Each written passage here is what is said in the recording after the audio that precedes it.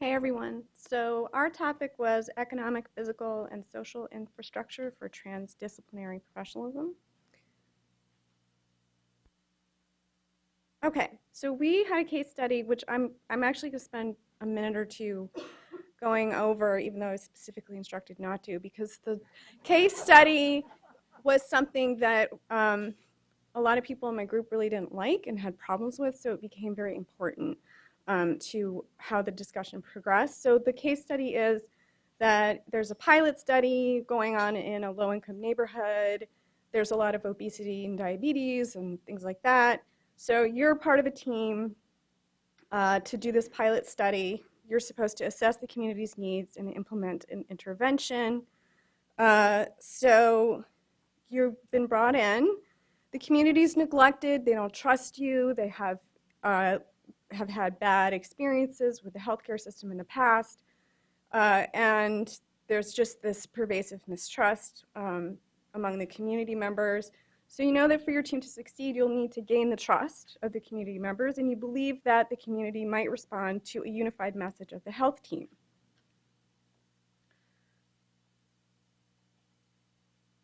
Okay, so we had these various questions to start with. So the first one was, what might be a starting place for establishing the contract? Okay, so right out of the box, we started to sort of deconstruct or critique a lot of what's going on in this case. We talked about how it's really an error for the team to begin with the assumption that they can go in and figure out what's wrong with the community to make this assessment. So the first step should really be to ask, why is there mistrust? Why is there this history? Why have things failed in the past? And why does the team need to take a new approach with this problem? So the team really needs to ask, how can we change, rather than focusing on patients needing to change. So we thought, well, maybe the contract could begin with the team having this discussion about how to approach the community in a new way. The team also needs to learn, what would this contract mean for the community? So the way that this, this topic question is worded, with creating a contract by the team and then presenting that contract to the community, that itself is flawed, in that the community really needs to be a party to the contract. It needs to be the center and included in that contract.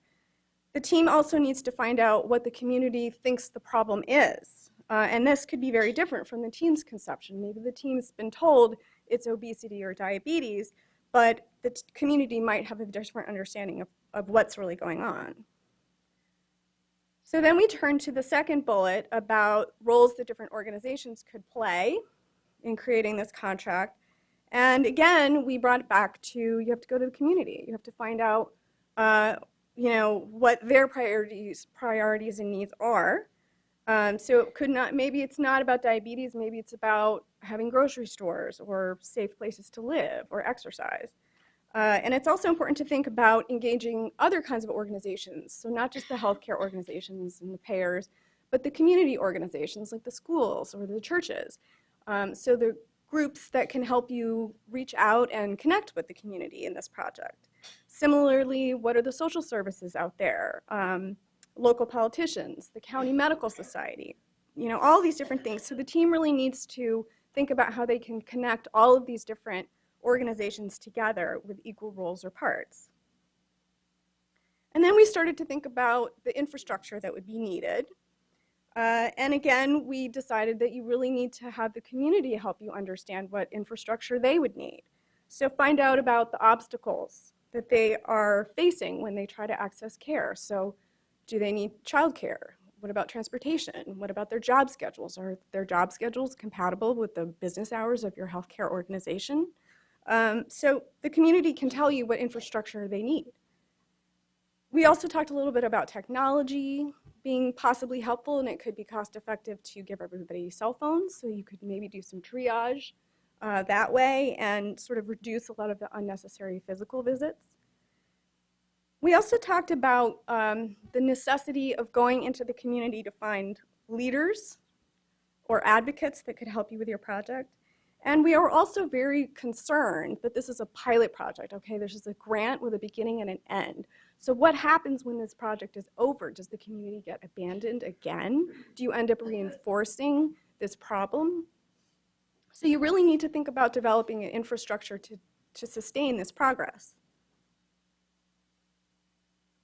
Okay, so then we tried to do the slides, and we had a really hard time with some of these as well, just because I think the conversation was really focused on, I mean, I think what was really fascinating about our case study was that it brought up so many issues for people, and people are saying, you know, I've seen these pilot studies before.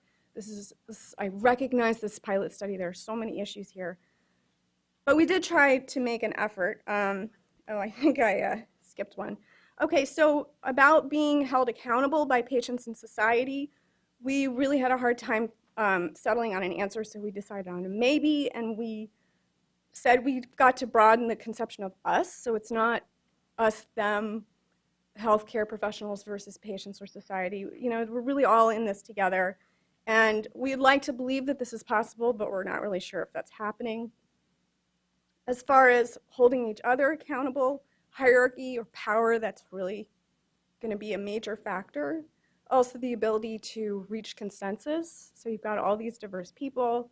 And then also the patients. So even if the team can reach a consensus, patients, it may not work for patients. Also, the notion of accountability. What does that really mean? Is it trust and team support, or is it placing blame? So thinking about that as a factor was important. And then relational autonomy. So are people's roles within the organization or the team fixed? Or do they understand that our roles are really shaped by our relationships with one another? And then as far as the attributes of organizations and training programs to support this, teamwork really needs to be something that the organization does every day or implements every day. So you can't just say teamwork and pay lip service to that concept. You've really got to embed it in the way that the organization operates. The organization needs to create opportunities for people to come together and talk about what their values are. What's the language, like, does everybody speak a common language? Can we communicate? Also, team responsibility. How is that where somebody gets picked to be the scapegoat, or is everybody coming together to understand what went right, what went wrong?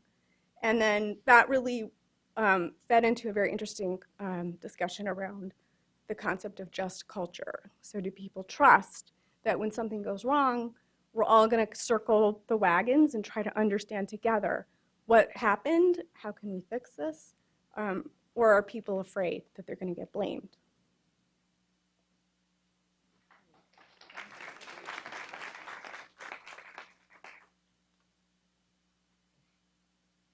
Meg Gaines is the leader for Group 3.